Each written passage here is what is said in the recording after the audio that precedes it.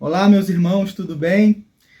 Queria te dar as boas-vindas aqui no meu canal e convidar você a ler a palavra do Senhor lá em Esdras, capítulo 1. Vou ler os primeiros versos e eu quero refletir com você sobre esse texto. A palavra do Senhor diz assim: No primeiro ano do reinado de Ciro, rei da Pérsia, a fim de que se cumprisse a palavra do Senhor falada por Jeremias, o Senhor despertou o coração de Ciro, rei da Pérsia, para redigir uma proclamação e divulgá-la em todo o seu reino, nestes termos: Assim diz Ciro, rei da Pérsia: O Senhor, o Deus dos céus, deu-me todos os reinos da terra e designou-me para construir um templo para ele em Jerusalém de Judá. Qualquer do seu povo que esteja entre vocês, que o seu Deus esteja com ele, e que vá a Jerusalém de Judá reconstruir o templo do Senhor, o Deus de Israel, o Deus que em Jerusalém tem sua morada, e que todo sobrevivente, seja qual for o lugar em que esteja vivendo, receba dos que ali vivem prata, ouros, bens, animais e ofertas voluntárias para o templo de Deus em Jerusalém. E o texto continua falando sobre esse evento, um evento de misericórdia de Deus. Perceba que Deus usa a vida de um ímpio. Não existe nenhum lugar que se fale sobre a conversão de Ciro, que Ciro passou a seguir o Deus de Israel, que o Ciro passou a se tornar uma pessoa que adorava um único Deus. Pelo contrário, nós conhecemos o contexto. Eu quero relembrar aqui o contexto. Durante os reinados de Israel, do reino dividido, né? Israel foi dividido em dois reinos, existem dois períodos de monarquia em Israel, o período da monarquia unificada e o período da divisão entre o reino do norte e o reino do sul. Houve um período em que os persas, o medo-persas, se tornaram os maiores governantes daquele período. Os maiores, eles dominavam a maioria dos reinos daquele período. Mas antes houve um domínio da Babilônia. E nesse período houve um cativeiro onde o povo de Deus foi levado para a Babilônia. O profeta Jeremias, ele havia avisado o povo para que ele se desviasse dos seus pecados. Muitos não acreditaram, acharam que Jeremias estava exagerando e começaram a profetizar as bênçãos que Deus traria para o povo. E o povo não se arrependeu. Nos parece que vivemos um tempo muito semelhante a esse, né? Onde vamos em muitos lugares, onde as pessoas estão sempre profetizando as bênçãos, que tudo de bom vai acontecer e que no dia seguinte você vai ter sua vitória. E não há necessidade de mudança de vida, de santificação. Mas Deus que nos ama, Deus que ama o seu povo, o povo de Israel, ele fez com que esse povo ficasse durante 70 anos nesse cativeiro na Babilônia. Lá a gente tem alguns eventos importantes, né? A ida de Daniel para lá, ainda jovem. Daniel é um profeta que ele é pré-exílico, ele está no exílio e depois ele sai, ele é pós-exílico. Né? Então a gente vê que os registros, tanto de Jeremias e outros profetas como Isaías e Daniel também, apontam que o povo ele permanecia praticando 3 pecados muito sérios. Né? O primeiro deles era a idolatria. Eles sempre faziam aquilo que era mal aos olhos do Senhor. Os reinos se levantavam e faziam aquilo que era mal aos olhos do Senhor. Outros reinos viam e restauravam a santificação da adoração. E há outro pecado também que a gente vê, é o pecado da rebeldia, se rebelando contra Deus em todos os momentos, também não guardando o descanso do Senhor, não guardando o dia prescrito para que eles cultuassem a Deus, e eles não estavam levando a sério aquilo que Deus tinha declarado na sua lei. Então, Deus que nos ama, Deus que ama o seu povo, levou o seu povo para ficar aí 70 anos nesse cativeiro.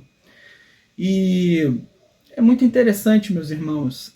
Deus ele nos leva a buscá-lo, às vezes no meio de circunstâncias difíceis que a gente está passando.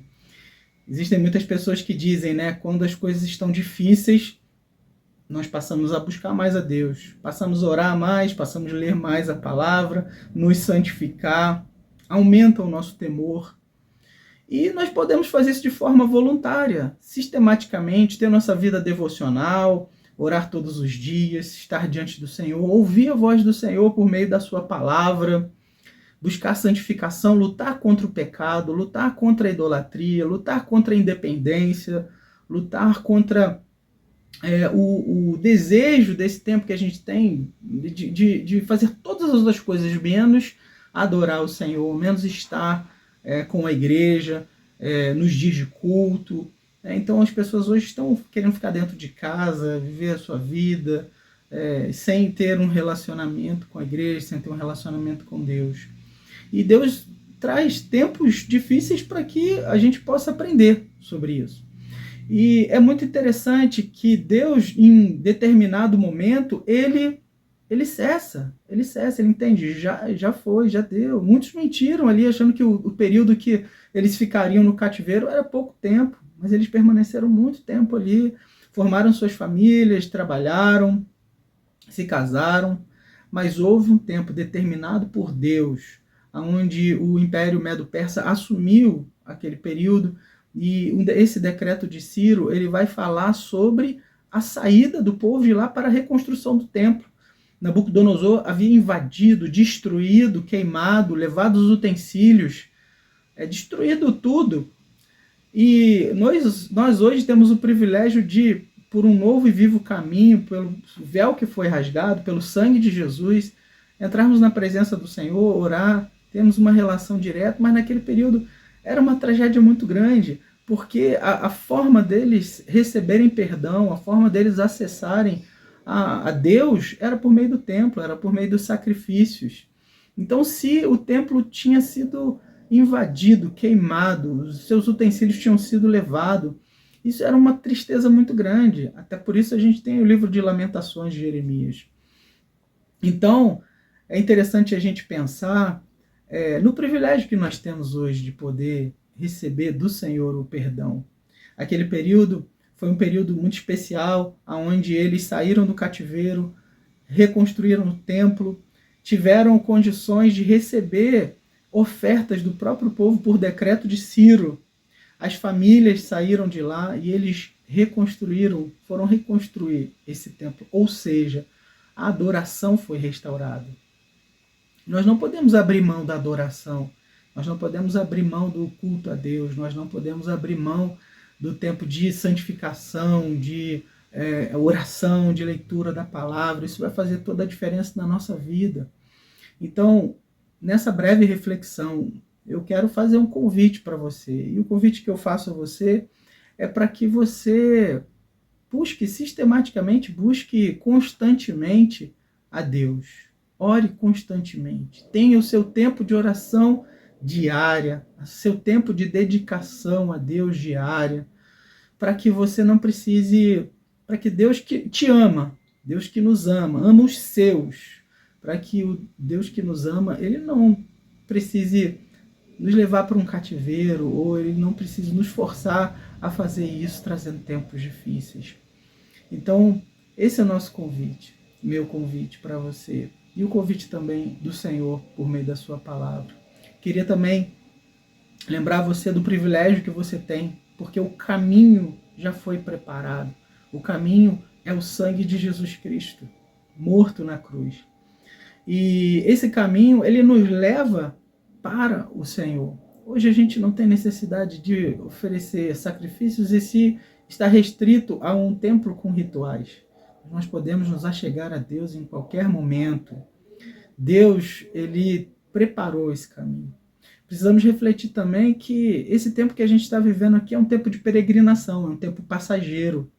É um tempo onde a gente vai ficar aqui, talvez em uma Babilônia, vendo tantas coisas ruins acontecendo, com governantes ruins, mas crendo que Deus tem preparado para nós, nessa nossa peregrinação, uma herança que não se limita a esse mundo que a gente está vivendo aqui. Então eu quero convidar você para que você se volte para Deus, busque a Deus em santificação, oração,